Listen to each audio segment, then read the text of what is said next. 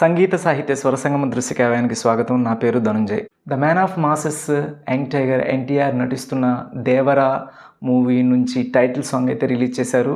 మరి ఎన్టీఆర్ బర్త్డే సందర్భంగా అభిమానులందరినీ ఆనందింపచేయడానికి రిలీజ్ చేసిన ఆ పాట విన్నాక నా ఫీలింగ్స్ అన్నీ కూడా మీతో షేర్ చేసుకోవడానికి రెడీగా ఉన్నాను. Let's come on. Fear song అనేటువంటి క్యాప్షన్తో ఈ సాంగ్ రిలీజ్ చేశారు. మరి ఆ ఫియర్ సాంగ్ ఎంత ఫియర్ కలిగించిందో మాట్లాడుకుందాం. ముందుగా సాహిత్యం గురించి మాట్లాడుకుందాం. ఈ సాహిత్యాన్ని రాసింది సరస్వతి పుత్ర రామజోగయ్య శాస్త్రి. ఈ సాహిత్యం గురించి మాట్లాడుకోవడానికి ముందు ఒక 4 నెలల క్రితం ఆల్ హెయిల్ ద టైగర్ అనేటువంటి థీమ్తో ఆల్రెడీ దేవర సాంగ్ ఒకటి రిలీజ్ చేశారు, ఇంగ్లీష్ సాంగ్. ఆ ఇంగ్లీష్ సాంగ్లోని కొన్ని లైన్స్ని చూద్దాం. You never touch the sea, you never play with me, I will never show you mercy, I will never let you be. ఈ లైన్స్ గమనిస్తే కనుక దేవర పాత్ర ఎంత శక్తివంతమైనదో మనకి సింపుల్గా అర్థమైపోతుంది. హింట్ ఇచ్చేశారు దేవర ఎంత శక్తివంతంగా ఉంటాడో.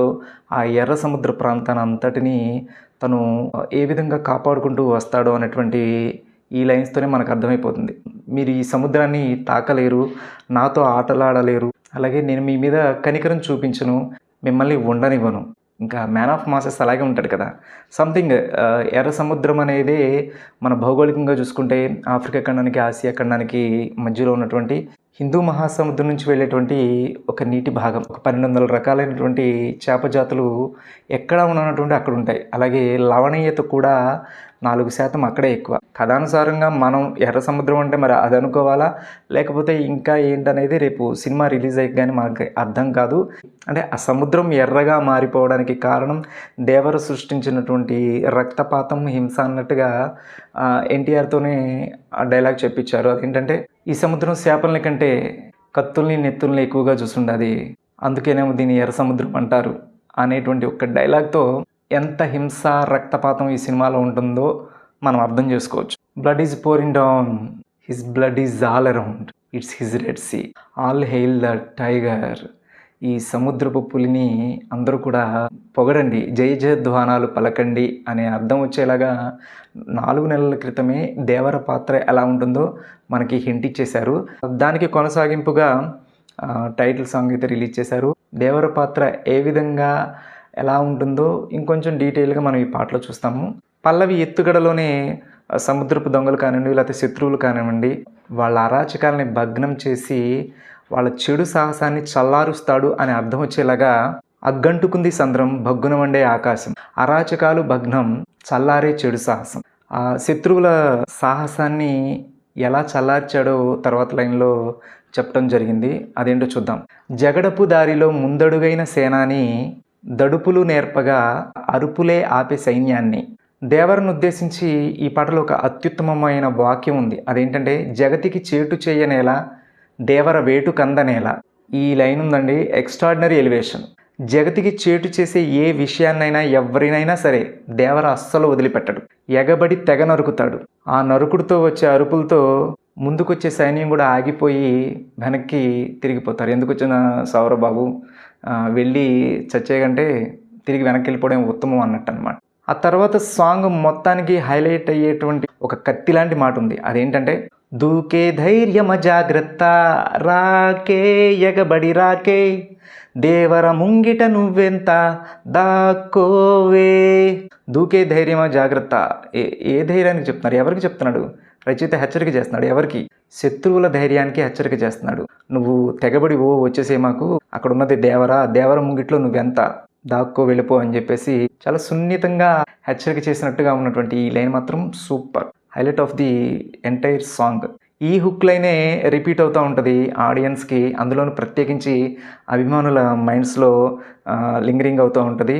ఈ ఒక్క లైన్ చాలండి ఈ పాటకి, సూపర్ అన్నమాట. దేవర కోపంతో రగిలిపోతే మృత్యువుకే ముచ్చెమట్లు పడతాయంట. ఈ ఎలివేషన్ కూడా చాలా చాలా బాగుంది. అలాగే మరొక ఎక్స్ట్రాడినరీ ఎలివేషన్ ఉంది. అదేంటంటే అలలన్నీ ఎరుపు నీళ్లుగా మారి దేవర కాళ్ళు కడిగాయంట. శత్రువులను తెగ నరిగితే ఆ చిందిన రక్తపు ధారలతో సముద్రపు నీళ్ళన్నీ కూడా ఎర్రగా మారిపోయి అలల రూపంలో వచ్చి దేవర కాళ్ళు కడిగాయంట. చాలా చాలా చాలా అద్భుతంగా ఉంది ఈ ఉపమానం అయితే, నాకు చాలా బాగా నచ్చింది. ఇవి కాకుండా సాహిత్యం ఇంకా కొన్ని చమకులు ఉన్నాయి, అవేంటో చూద్దాం. పదమే కదమై దిగితే ఫెళఫెళ, విధికే ఎదురై వెళితే విలవిల, ప్రళయమై అతడి రాకే దడదడదడ దండోరా. ఈ వాక్యాల గురించి ప్రత్యేకంగా చెప్పాల్సిన అవసరం లేదు కాబట్టి తర్వాత ఇంకొక లైన్ ఉంది, దాని గురించి మాట్లాడుకుందాం. కాలం తడబడినే పొంగే కెరటం లాగనే ప్రాణం పరుగుల ఈ గరువుల్లో దూరినే. ఒక్కసారిగా దేవర దూకాడంటే కథన రంగంలోకి కాలం తడబడి ఆగిపోతుంది, అలాగే పొంగే కెరటాలు కూడా ఆగిపోతాయి.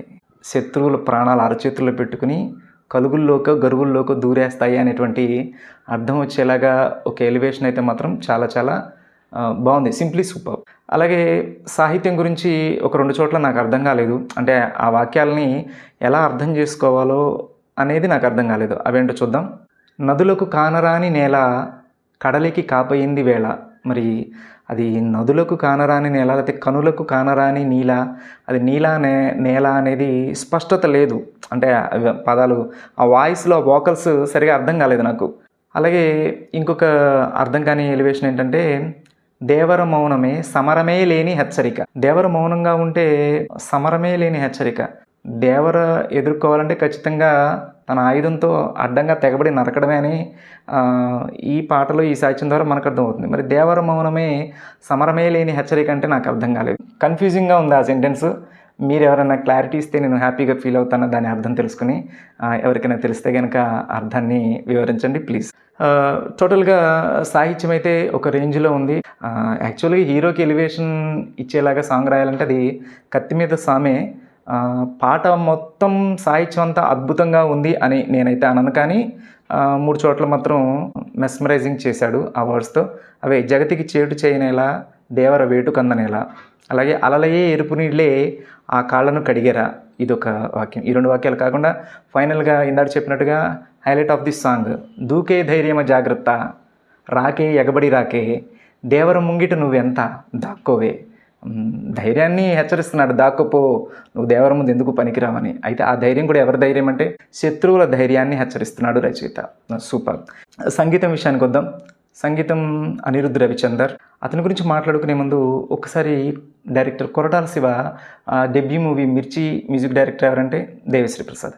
ఆ తర్వాత శ్రీమంతుడు మ్యూజిక్ డైరెక్టర్ దేవిశ్రీ ప్రసాద్. అలాగే తర్వాత జనతా గ్యారేజే మ్యూజిక్ డైరెక్టర్ దేవిశ్రీ ప్రసాద్. ఆ తర్వాత భరత్ అనే నేను, ఈ మూవీకి కూడా మ్యూజిక్ డైరెక్టర్ దేవిశ్రీ ప్రసాద్. ఆ తర్వాత వచ్చిన 5వ మూవీ ఆచార్య, దీనికి మణిశర్మ సంగీతం అందించాడు.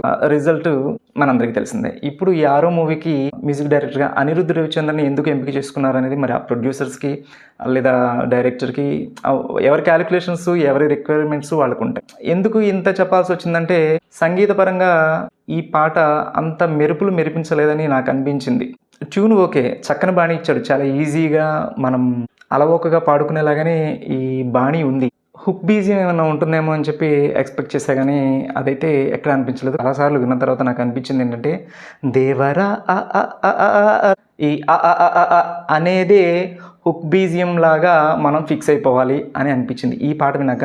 మరి రేపు థియేటర్లో ఎంటైర్ సినిమా చూసిన తర్వాత ఏమన్నా వేరే బీజియమ్స్ ఏమన్నా ఎలివేషన్ ఇచ్చేలాగా ఉంటాయేమో చూద్దాం. ఈ పాట వరకు అయితే మాత్రం సంగీతం అంత గొప్పగా అనిపించలేదు. మరి మనకి తెలుగులో దేవిశ్రీ ప్రసాద్, తమన్, కీరవాణి ఉన్నారు. మరి వీళ్ళని కాదనుకుని అనిరుద్ధ్ దగ్గర దాకా వెళ్ళింది అంటే మరి ఏదో కొత్తదనం ఆశిస్తున్నారు అనుకోవాలి. ఒక చిన్న లాజిక్ మిస్ అవుతున్నారు మన తెలుగు డైరెక్టర్స్. అదేంటంటే తమిళ డైరెక్టర్ అట్లీ హిందీలో జవాన్ మూవీ తీశాడు షారుఖ్ ఖాన్తో. మరి అతను అక్కడ బాలీవుడ్లో ఎంతోమంది మ్యూజిక్ డైరెక్టర్స్ ఉన్నప్పటికీ కూడా మరి అనిరుద్ధ్ రవిచందర్ని ఎందుకు తీసుకున్నాడు అంటే ఇద్దరం తమిళ వాళ్ళమే అనే ఫీలింగ్తో పెట్టుకున్నారో తెలియదు. కానీ మరి అలా చూసుకుంటే ఆ ర్యాపు మనకి వీళ్ళతో ఎంతవరకు ఉంటుంది? తెలుగు బాగా వచ్చిన వ్యక్త, తెలుగు భాష మీద పట్టున్నటువంటి వ్యక్త అనేది నాకైతే తెలియదు. మరి ఎందుకంటే సింగర్గా అనిరుద్ధ్ రవిచంద్ర ఎలా సింగింగ్ చేశాడో మాట్లాడుకునేటప్పుడు ఈ విషయాల గురించి మాట్లాడుకుందాం. ఆల్ హెయిల్ అనేటువంటి ఆ కోరస్ ఏదైతే ఉందో అదే రిపీటెడ్ అవుతుంది, అదే హుక్ బీజియం అనుకోవాలేమో. అంతకుమించి పాట అంటే అరుపు ఒక్కటే కాదు కదా, సాహిత్యం ఇక్కడ దేవర క్యారెక్టర్ని ఎలివేట్ చేసేటువంటి సాహిత్యం ఉంది. ఆ సాహిత్యంలోని పదాలు వినపడాలి కదా, వినపడితే ఇంకా చాలా బాగుంటుంది. ఆ మ్యూజిక్ తగినట్టుగా సాహిత్యం కూడా వినపడి ఉన్నట్లయితే పాట ఎలివేషన్ అక్కడ ఉండేది అనిపించింది. పుష్ప 2లోంచి రీసెంట్గా టైటిల్ సాంగ్ వచ్చింది. ఆ సాహిత్యం ఎలా ఉంది వినిపిస్తుంది, మనకు స్పష్టంగా అర్థమవుతుంది ఆ పదాలన్నీ కూడా. మరి ఇక్కడ ఎందుకని అది మిస్ అయింది? ఫియర్ సాంగ్ అని ఏ విధంగా రిలీజ్ చేశారో కానీ ఆ పదాలను అర్థం చేసుకోవడానికి ఇయర్ బడ్స్ పెట్టుకుని నేను చెవులు రిక్కించి వింటుంటే పదాలు అర్థం కావట్లా. అది కాదేమో, ఇదేమో అంటే తర్వాత ఉన్న వాక్యాన్ని బట్టి ఇది అయ్యుండొచ్చు అని ఒక స్టాండ్ తీసుకోవాల్సొస్తుంది. ఓకే. ఈ పదం ఇది అయ్యుండొచ్చు అని అనుకోవడమే గానీ, కరెక్ట్ పదం అర్థం కాల. ఎందుకంటే లిరికల్ వీడియో కూడా కాదిది. సో, లిరిక్స్ అన్నా ఇచ్చున్నట్లయితే రామజోగయ్య శాస్త్రి సాహిత్యాన్ని మనం అర్థం చేసుకునేవాళ్ళం. సంగీత హోరు సాహిత్యాన్ని మింగేసింది. పదాలను అర్థం చేసుకోవడానికి చాలా కష్టపడాల్సొచ్చిందబ్బా! సింగర్ విషయానికి వస్తే ఈ పాటను పాడింది అనిరుద్ రవిచందర్. మొత్తం 5 భాషల్లో ఈ సాంగ్ రిలీజ్ చేస్తే తెలుగు, తమిళ్, హిందీలో అనిరుద్దే పాడాడు. మరి కన్నడ, మలయాళంలో సంతోష్ వెంకీ అనే సింగర్‌తో పాడించారు. పాట మొత్తం విన్న తర్వాత నాకు అనిపించింది ఏంటంటే, ఇదే పాట శంకర్ మహాదేవన్ పాడున్నట్లయితే ఆ డెప్త్ ఇంకో లెవెల్‌లో ఉండేది. ఎందుకంటే పదాలు అర్థం అవ్వట్లేదు. ఆ ఫస్ట్ లైన్‌లు వింటేనే అకట్టుకుంది సంద్రం, అగట్టుకుంది సంద్రం ఏం అర్థం కాల. తర్వాత లైన్‌ని బట్టి బగ్గున మండే ఆకాశం అంటే బగ్గున మండే ఆకాశం అంటే బహుశా ముందు లైన్ ఏదో అగ్గంటుకుంది సంద్రం అని అనుకోవాలి అని అలా ఫిక్స్ అయ్యి అగ్గంటుకుంది సంద్రం అయ్యి ఉండొచ్చు అనుకున్నాం. అది అగ్గంటుకుంది ఆ గా కింద గావుతూ స్పష్టంగా పలకాలి కదా! అంత అది ఒక్క అక్షరం ఒత్తు మిస్ అయినా, పొల్లు మిస్ అయినా అర్థమే మారిపోద్ది. అలాంటివి చాలా చోట్ల ఉన్నాయి ఇక్కడ.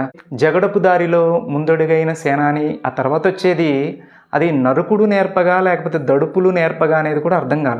అలాగే ప్రాణం పరుగుల ఈ గరువుల్లో దూరెనే అది గరువుల్లోనా కలుగుల్లోనా అనేది కూడా అర్థం కాల. కలుగంటే కన్నం అది ఓకే. గరువులు అంటే ఆ రాళ్ళు రప్పలు ఉన్నటువంటి నేల ఏదైనా కావచ్చు. ఎలా తీసుకున్నా కూడా మనకి అర్థం సరిపోతుంది. కానీ అది గరువులా కలుగులా అనేది స్పష్టత లేదు. అలాగే కనులకు కానరాని నేల అది కనులకు కానరాని నేల లేకపోతే నదులకు కానరాని నేల నీల ఏం అర్థం కాలేదు. ఇలా భాష తెలియని సింగర్తో పాడించే ముందు రికార్డింగ్ థియేటర్లో ఆ లిరిసిస్ట్ కానీ ఆ మేకర్స్ కానీ ఉంటే ఈ పదం ఇలా పలకాలని స్పష్టంగా చెప్తే బాగుంటుంది.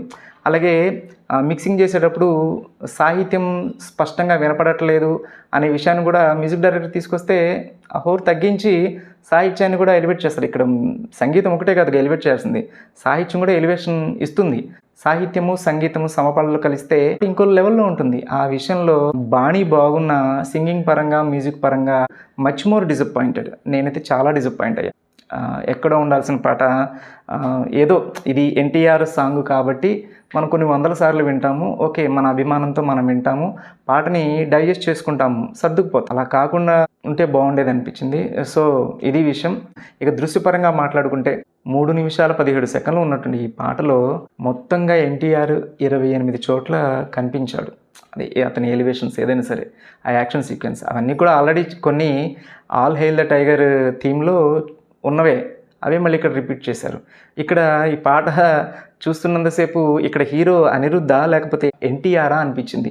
అనిరుద్ధ్ ఇన్వాల్వ్మెంట్ ఈ పాటలో ఎక్కువగా ఉన్నట్టు అనిపించింది. తనే హీరోలాగా హీరోయిజాన్ని ఎలివేట్ చేస్తున్నటువంటి నాకైతే నచ్చలేదు. హీరో ఎలివేటెడ్ సాంగ్స్కి వీడియోలో మ్యూజిక్ ఇచ్చినటువంటి టీమ్ అంతా కనిపించడం అనే ట్రెండ్ కూడా అనిరుద్ధ్ మొదలుపెట్టింది. ఎప్పుడో ఇతని డెబ్యూ మూవీ 3 వైదిస్ కొలవరి సాంగ్లో ధనుష్ పాడుతుంటే ఇతను మ్యూజిక్ కంపోజ్ చేస్తూ టైమింగ్ చెప్తున్నట్టుగా అప్పుడు వీడియో రిలీజ్ చేశారు. ఇదే కంటిన్యూ చేస్తున్నాడు తమన్ కూడా.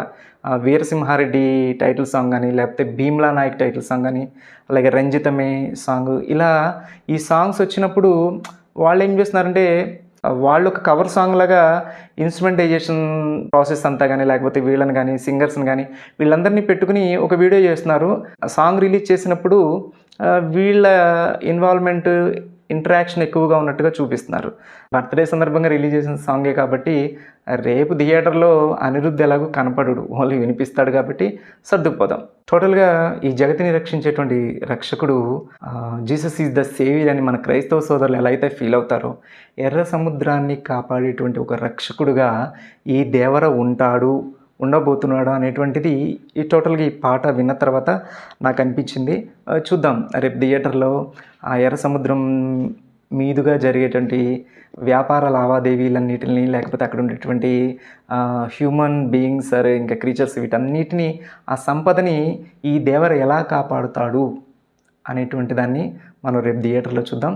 ఇది ఈ పాట గురించి నా ఫీలింగ్స్ మీతో షేర్ చేసుకున్నందుకు చాలా సంతోషంగా ఉంది. మరొక పాటతో మళ్ళీ మీ ముందు కలుసుకుంటాను. అప్పటి వరకు సర్వేజన సుఖినో భవంతు. జై హింద్.